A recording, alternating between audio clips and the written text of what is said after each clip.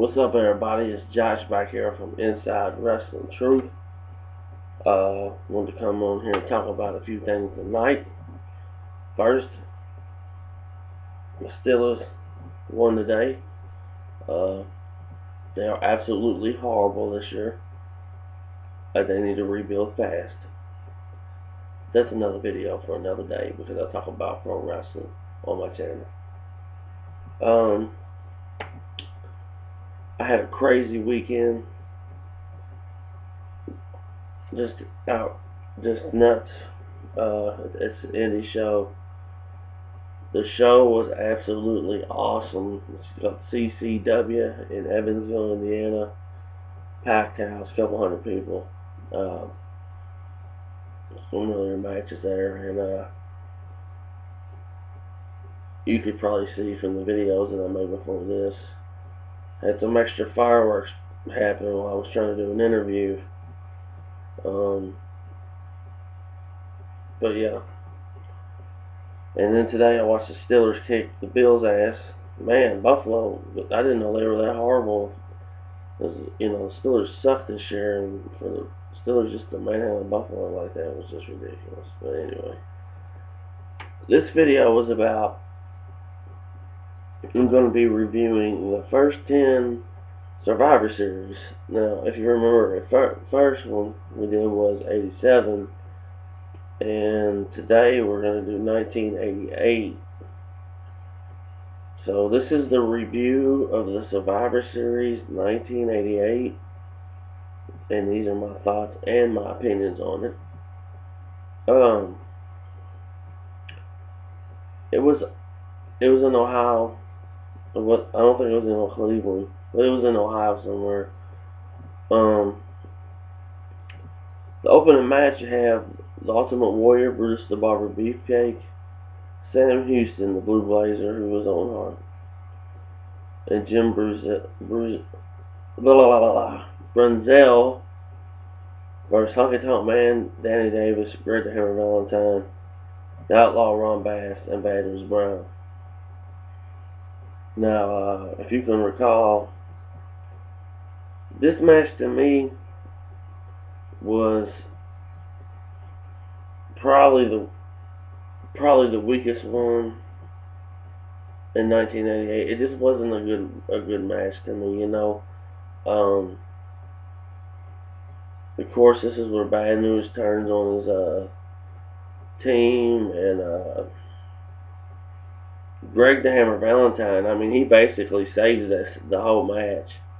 I mean, he works his ass off in the whole match, and then Warrior comes in and beats him. But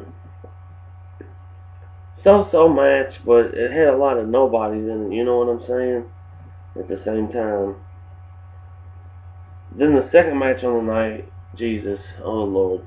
If you love tag team wrestling, this is a match for you. I absolutely loved it. I wish the WWE would do something like this today. But it was a Survivor Series Elimination Tag Team match. We had Demolition, The Lost. I can't never say it right. The Lost Conquistadors. It's close. I never get it right. The Brainbusters, the Rougeau Brothers, and the Bolsheviks versus Power of Pain, the Rockers, the British Bulldog, the Hart Foundation, and the Young Stallions.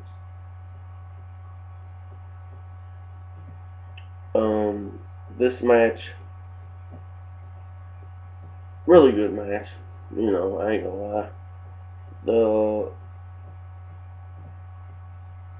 Lost whatever, the dudes with the silver suits, or the goat suits, excuse me, I'm having trouble talking tonight.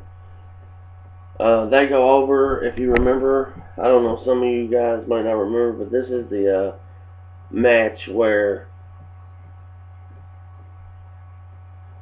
Mr. Fuji turns on Demolition, and Demolition goes face, and Power of Pain turns heel. But it's a pretty good damn match. Then we go to a series of interviews. Have Sean Mooney interviewing Bad News Brown, and he talks about why he turned on his team, and he ain't worried about the Survivor Series. He's worried about getting the WWF title shot, and he deserves one.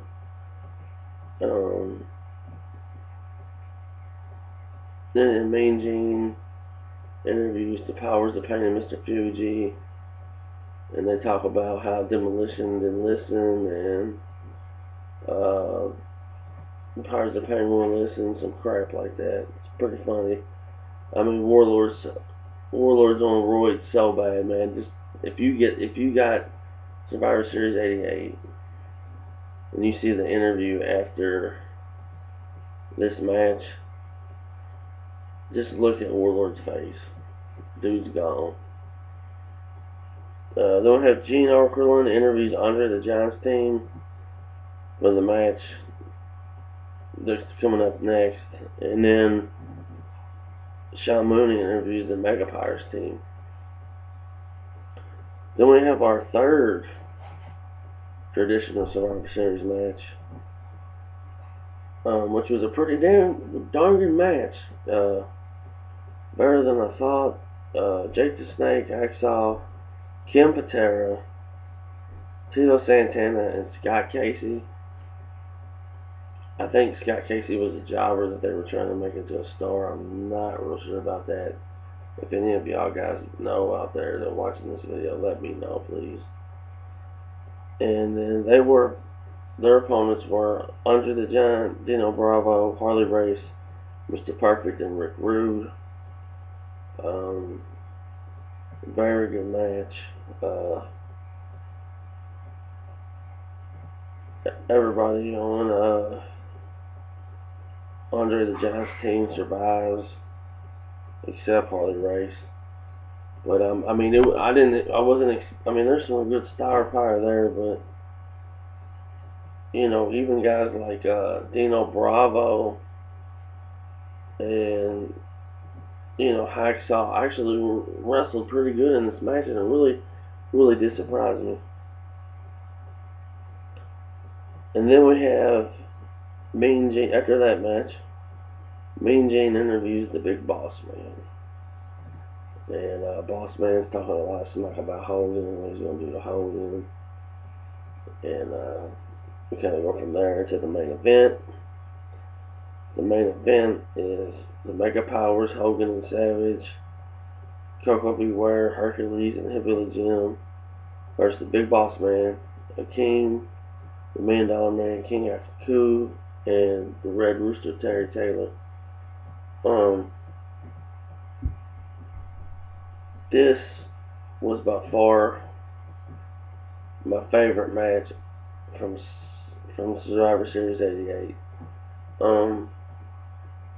Hogan and Savage are the sole survivors, but like Boss Man handcuffs Hogan to the rope, and they beat him down, and then finally they come off the ropes, and Savage knocks Slick off, and Slick has the keys, and they have pretty cool stuff. But it was definitely a main event that delivered, and I thought it was a lot better than '87. I think Survivor Series 1988 is a very underrated Survivor Series, and if you ain't never seen it and you don't own it, get it on DVD. If you're a young child, not a young child, but if you're a teenager and you like new school wrestling, it might not be for you, but you could watch it and you're gonna learn something, man. But that's my review for Survivor Series 1988. Tomorrow I'll be back on 1989, y'all.